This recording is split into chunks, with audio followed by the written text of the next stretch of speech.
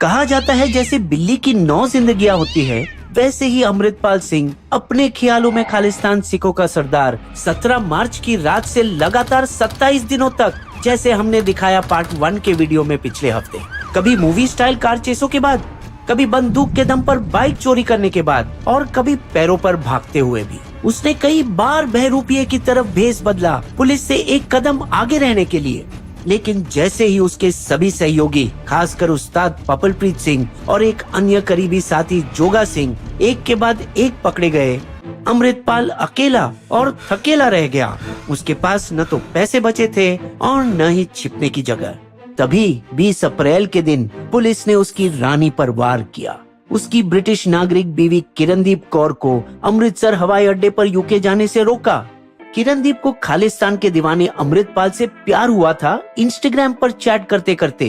कुछ महीने बाद फरवरी 2023 में उन्होंने पंजाब में शादी भी करी, जहां वो उसके और उसके परिवार के साथ रहने आई।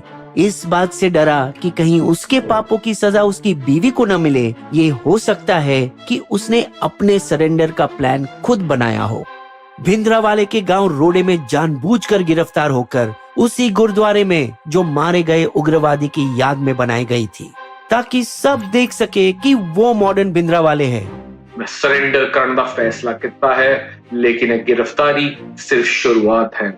शायद खुद अपने ठिकाने की जानकारी लीक करी पंजाब पुलिस को, जिसने 22 अप्रैल की आधी रात में सीएम भगवत मान को नींद से जगाया।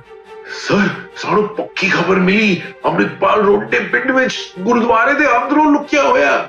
मन 1984 की गलती नहीं दोहराना चाहता था, जब इंदिरा गांधी ने गोल्डन टेम्पल के अंदर सेना भेजी थी। इसीलिए उन्होंने डीजीपी गौरव यादव को फोन मिलाया। तो फाइल लो अनु, लेकिन कान खोल के सुन लो, गलती नाला बिना गुरुद्वारे अंदर जाना न अच्छे गोली चलानी है। नए मुख्यमंत्री मन उस रात बिल्कुल भी नहीं सोए। अपने कमरे में टेंशन के मारे इधर उधर चक्कर मारते रहे और हर 15 मिनट में अफसरों से बात करी। पुलिस वाले बिना वर्दी, साधारण कपड़े में कि घबराहट का माहौल न बने, गांव को चारों तरफ से पूरी तरह घेर लिया, ताकि इस बार भागने का कोई रास्ता न बचे। लेकिन अमृतपाल बिना लड़े हार मान ली और 23 अप्रैल की सुबह गिरफ्तार किया गया, ऑर्डर के मुताबिक गुरुद्वारे के बाहर। उसे भी पंजाब के बाहर असम के डिब्रूगढ़ जेल में भेजा गया, जहां उसके साथी बंद थे और उस पर राष्ट्रीय सुरक्षा एक्ट के तहत चार्ज लगाकर एकांत कारावास में रखा गया। लेकिन बड़ी बात करने वाला बागी अब छोड़े जाने की गुहार मांगने लगा। जे तुसी मेनू जान दो तो मैं फिर वो क्राइम दी लाइन क्रॉस नहीं करूंगा। वादा अमृतपाल दा, साडी लड़ाई सिर्फ ड्रग्स ते ईसाई मिशनरियों दे धर्म परिवर्तन दे खिलाफ हैगी। तो क्या अमृतपाल सिर्फ पब्लिसिटी के लिए इतना सब किया, या वो सही में खालिस्तान की असंभव मांग में विश्वास रखता है? था तो एक नॉर्मल बच्चा ही बड़ा होते वक्त, बस अपनी बाइक पर गांव के आसपास गेड़ी मारता, पंजाबी गाने सुनते हुए। फिर 2012 में स्कूल खत्म करने के बाद दुबई गया, अपने परिवार के अच्छे खासे ट्रक बिजनेस में काम करने के लिए। बाल छोटे, क्लीन शेव, टी शर्ट और जीन्स पहने हुए रहता था। बाहर से कोई कट्टरपंथी दिखती नहीं थी। बहुत सारे मस्त मौला जवान लड़कों की तरह वो भी जिमिंग का बहुत ज्यादा शौकीन था और कई सालों तक ऐसा ही रहा। लेकिन लंबे समय तक चलने वाला 2021 का किसान प्रोटेस्ट, जिसमें वो भी जोरों शोरों से शामिल हुआ, उसे बदल डाला। नाले कानून साडी कौम के खिलाफ नाइंसाफी है। दुबई वापस जाकर अमृतपाल ने क्लब हाउस नामक एक ऐप द्वारा खालिस्तान पर कई लोगों से चर्चा करने लगा, खासतौर अवतार सिंह खांडा के साथ। ब्रिटेन में रहने वाले एक पुराने खालिस्तानी खिलाड़ी जो सिख युवाओं को आईडी बम बनाने की ट्रेनिंग देने के लिए जाने जाते हैं। यह अवतार सिंह वही है जो अमृतपाल की गिरफ्तारी के खिलाफ प्रोटेस्ट करते हुए इंडिया के यूके एम्बेसी में भारतीय झंडे को नीचे खींचने के लिए भी जिम्मेदार था, जिसके लिए उसे बाद में गिरफ्तार भी किया गया।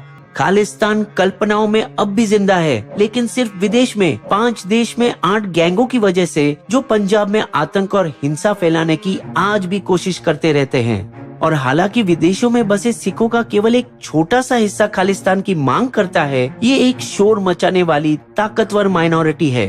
बंदूकें और बेशुमार पैसों के जरिए ये गैंग युवाओं को बहकाती है, और जो मशहूर गायक सिद्धू मूसेवाला के हत्या में भी शामिल थे, जिस पर बिस्बो ने वीडियो बनाई, जिस पर 24 लाख व्यू मिल चुके हैं अब तक। अब अंदर से बदल चुका अमृतपाल अगस्त 2022 में पंजाब लौटा पपलप्रीत सिंह के संरक्षण में पनाह लेने के लिए, जो एक देसी खालिस्तानी था जिसने उसे सिखों का इतिहास पढ़ाया और 1970 के दशक के अंत से 90 के दशक की शुरुआत तक चले खालिस्तान मूवमेंट के उग्रवाद को उसके दिमाग में घोल दिया।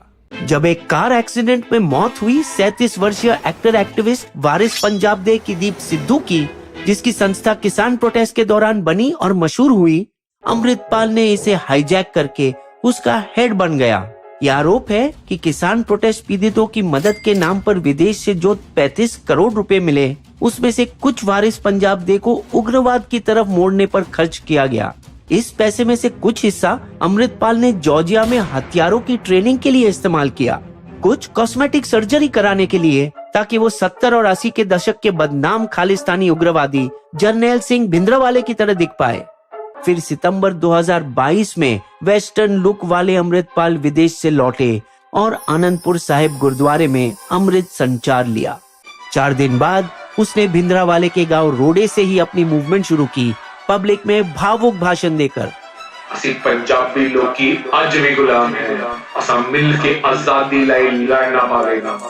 और ये कोई संयोग नहीं था कि वो इसी गांव में गिरफ्तार हुए। यहाँ तक कि 23 फरवरी की अजनाला घटना, जब वो श्री गुरु ग्रंथ साहिब जी को अपने सिर पर लिए अमृतसर पुलिस स्टेशन में घुसे अपने साथी लवप्रीत सिंह तूफान की रिहाई की मांग करने के लिए, जो अपहरण और मारपीट के आरोप में जेल में था, एक सोची समझी साजिश थी जो 1978 की एक घटना की नकल थी, जहां भिंद्रावाला के 13 चेले निरंकारी पंथ के साथ मुठभेड़ में मारे गए थे।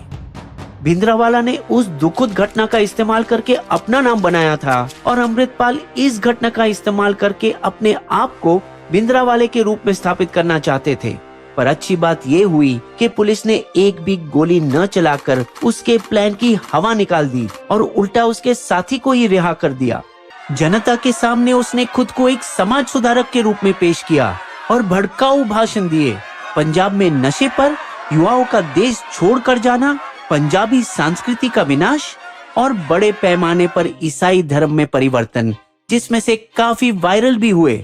गांव के गुरुद्वारे के अंदर नशा मुक्त केंद्र के आड़ में, जो अब सब खाली पड़े हैं, वो छुप छुपाकर युवाओं को हथियारों की ट्रेनिंग दे रहा था, अपनी एक प्राइवेट आर्मी बनाने की कोशिश में, जिसका नाम AKF आनंदपुर खालसा फौज रखा था।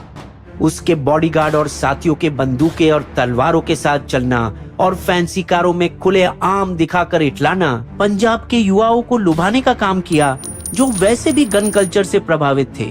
लेकिन दिसंबर 2022 में जनता की राय उसके खिलाफ गई। सिखां दे पवित्र ग्रंथ दी जगह उत्ते मंच तो बैठने दी इजाजत किसी उम्र दे बंदे नू नहीं। जब उसने और उसके साथियों ने बुजुर्गों के लिए बनी गुरुद्वारों की बेंचों को जलाया, उसकी तमाम ऐसी गैर कानूनी हरकतों के बावजूद राज्य और केंद्र सरकार दोनों 7 महीनों तक उसे अनदेखा किया, जिस समय में अमृतपाल अपना दबदबा कायम किया। देरी शायद इसलिए कि भगवत मन कट्टरपंथी वोट बैंक खोना नहीं चाहते थे और अमित शाह को लगा कि तनाव वाला माहौल उन्हें हिंदू वोट बैंक को पाने में मदद कर सकता है। पंजाब में कई राजनीतिक कारण भी है, जैसे कि सिख सभी पार्टियों से तंग आ चुके हैं। कांग्रेस और अकाली दल के खराब प्रशासन की वजह से वो बुरी तरह चुनाव हारे। भाजपा का हिंदी हिंदुस्तान बया पंजाब पर ठूसना और भगवत मन की दिल्ली के केजरीवाल द्वारा रिमोट कंट्रोल होने वाला सीएम की छवि। फिर उग्रवाद के दिनों से सिख कैदियों को रिहा करने का पंजाब के दिल को तड़प देने वाला मुद्दा, जो अब 3 दशक से ज्यादा समय के बाद भी देश की अलग अलग जेलों में बंद है। जब तक मामला हाथ से निकला, भारत के हाथ बंधे थे, क्योंकि 15 से 17 मार्च को अमृतसर में G20 की बैठक हो रही थी और अमित शाह नहीं चाहते थे कि दुनिया भर से आए मेहमानों के सामने भारत की छवि खराब हो। सीएम भगवत मान 2 मार्च की बैठक में गृह मंत्री से गुहार भी लगाई थी, अमित जी, अमृतपाल ने नाक में दम कर रखा है, मुझे जल्द कार्रवाई करनी होगी। हाँ बिल्कुल, लेकिन G20 खत्म होने दो। पंजाब हरगिज एक और खरबली नहीं सह सकता। उनकी वित्तीय स्थिति गंभीर है। 3 लाख करोड़ का कर्ज सर तक चढ़ा हुआ है। 1993 में आम पंजाबी की औसत आमदनी 3रे स्थान पर थी, सिर्फ छोटे गोवा और दिल्ली के पीछे। अब 16 अंक तक आ गिरी है। ये इसलिए हो सकता है क्योंकि 1990 के बाद का लिबरलाइजेशन यहाँ हुआ ही नहीं। पंजाब में अच्छी तनख्वाह वाले प्राइवेट सेक्टर कभी थी नहीं। नेता व्यवसाय चलाने लगे, प्रतियोगियों को बर्बाद किया और निवेशकों को भगा दिया। कोई रहनुमाई न होने के कारण जो पंजाब के समस्याओं को सुलझा सके, अमृतपाल इसका फायदा उठाया और जवानों की ढूंढती रूहों पर कब्जा किया। बिस्बो की शायरी, भागा था खलनायक खालिस्तानी सोच से, पकड़ा गया वो आखिर पुलिस की मोच में। हारे थे वो लड़ाई 1980 के दशक में, मुर्दा नहीं होते जिंदा आधुनिक भारत में। हमारे वीडियो कंटेंट के सोर्सेस आपको डिस्क्रिप्शन में मिल जाएंगे।